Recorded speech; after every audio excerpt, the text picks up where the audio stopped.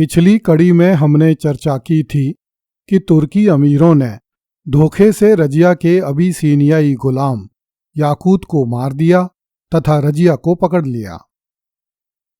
पंजाब के गवर्नर अल्तूनिया ने रजिया को भटिंडा के किला मुबारक में बंद कर दिया, किंतु कुछ दिन बाद रजिया ने अल्तूनिया से विवाह करके बंदी गृह से मुक्ति प्राप्त कर ली। अब अल्तूनिया और रजिया एक सेना लेकर दिल्ली के तख्त पर अधिकार करने के लिए दिल्ली की ओर चल दिए। रजिया के विश्वस्त अमीर मलिक इज्जुद्दीन सालारी तथा मलिक कराकश आदि कुछ अमीर भी रजिया एवं अल्तूनिया से आ मिले। अक्टूबर 1240 में दिल्ली के बाहर रजिया तथा नए सुल्तान बहराम शाह की सेनाओं के बीच युद्ध हुआ, किंतु बहराम शाह की सेना ने रजिया तथा अल्तूनिया को परास्त कर दिया। रजिया और अल्तूनिया युद्ध में परास्त होने के बाद युद्ध के मैदान से भाग निकले, किंतु कैथल के निकट कुछ स्थानीय लुटेरों ने अल्तूनिया तथा रजिया को पकड़ लिया और धन प्राप्ति के लालच में उनकी हत्या कर दी।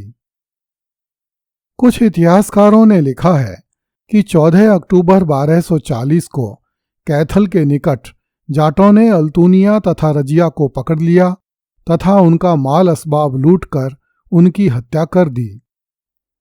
इस प्रकार रजिया सुल्तान का सदा के लिए अंत हो गया।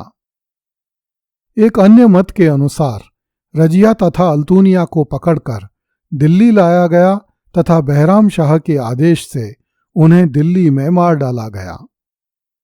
दिल्ली में तुर्कमान गेट पर रजिया का मकबरा बताया जाता है। इस मकबरे को राजी एवं साजी का मकबरा कहा जाता है।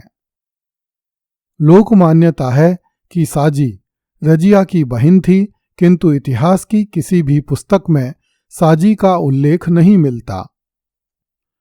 रजिया की हत्या कैथल में हुई, किंतु उसकी कब्रगाह 3 भिन्न स्थानों कैथल, दिल्ली तथा टोंक में स्थित होने का दावा किया जाता है। उसकी वास्तविक कब्रगाह के बारे में कोई पुरातात्विक अथवा ऐतिहासिक साक्ष्य नहीं मिलते हैं। दिल्ली की कब्रगाह तुर्कमान गेट के पास शाहजहानाबाद में बुलबुले खाना में स्थित है। कैथल में एक मस्जिद के निकट रजिया तथा अल्तूनिया की कब्रगाहें बताई जाती हैं। ईस्वी 1938 में भारत के वायसराय लॉर्ड लिनलिथगो कैथल आए। उन्होंने कैथल में रजिया की कब्रगाह का जीर्णोद्धार करने के लिए कुछ आर्थिक सहायता भी उपलब्ध कराई। उनके निर्देश पर भारतीय पुरातत्व विभाग के महानिदेशक भी कैथल आए, किंतु द्वितीय विश्व युद्ध छिड़ जाने के कारण इस कब्र का जीर्णोद्धार नहीं कराया जा सका। यद्यपि रजिया इल्तुतमिश के उत्तराधिकारियों में सर्वाधिक योग्य तथा राजपद के सर्वाधिक उपयुक्त थी, परंतु तुर्की भारत के दूषित राजनीतिक वातावरण में वह शासन चलाने में असफल रही तथा लगभग 3.5 साल बाद ही उसका पतन हो गया।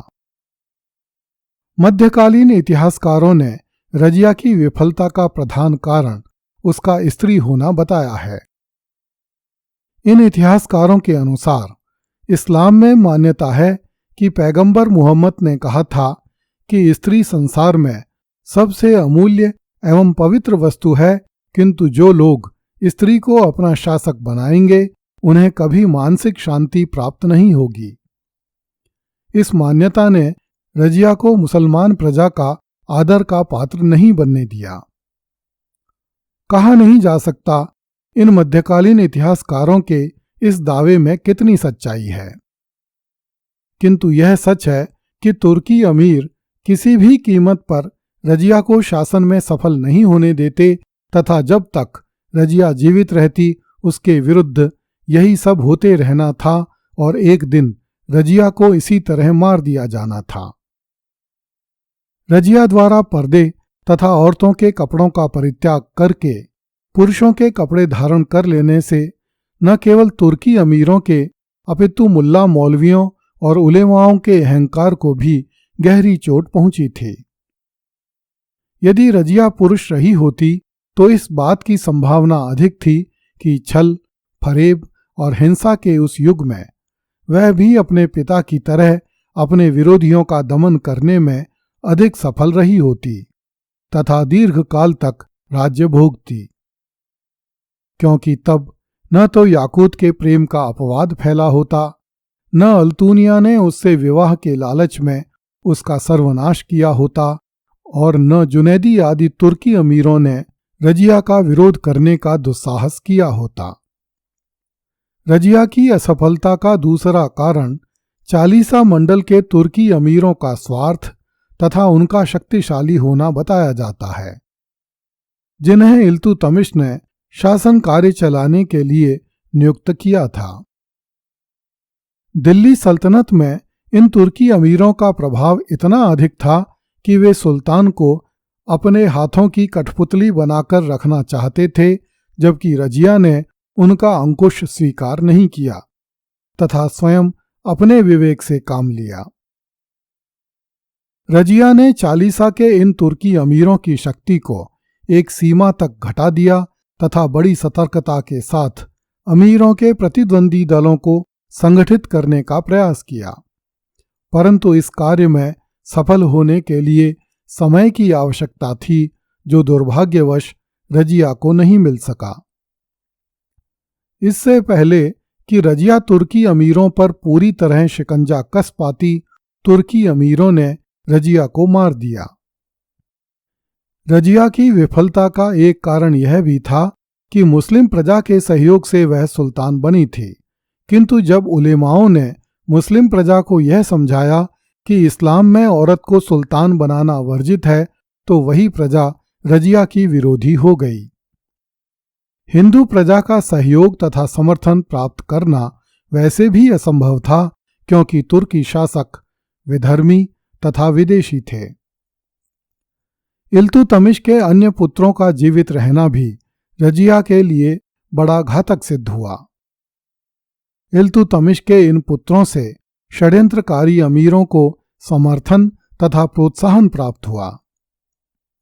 षड्यंत्रकारी अमीर इन शहजादों की आड़ में रजिया पर प्रहार करने लगे। अंत में इन्हीं शहजादों में से एक बहराम शाह ने सल्तनत पर अधिकार कर लिया। इतिहासकारों द्वारा रजिया की विफलता का एक कारण यह भी बताया जाता है कि अभी तक भारत में तुर्की साम्राज्य का शैशवकाल था। इस कारण केंद्रीय सरकार स्थानीय हाकिमों को अपने पूर्ण नियंत्रण में नहीं कर पाई थी। स्थानीय हिंदू सरदारों के निरंतर विद्रोह होते रहने के कारण सुल्तान को अपने स्थानीय हाकिमों को पर्याप्त मात्रा में सैनिक एवं प्रशासकीय अधिकार देने पड़ते थे।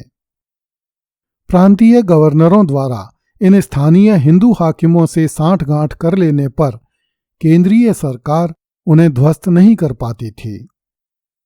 अगली कड़ी में देखिए, एतिगीन ने सुल्तान की बहन से जबरदस्ती विवाह कर लिया।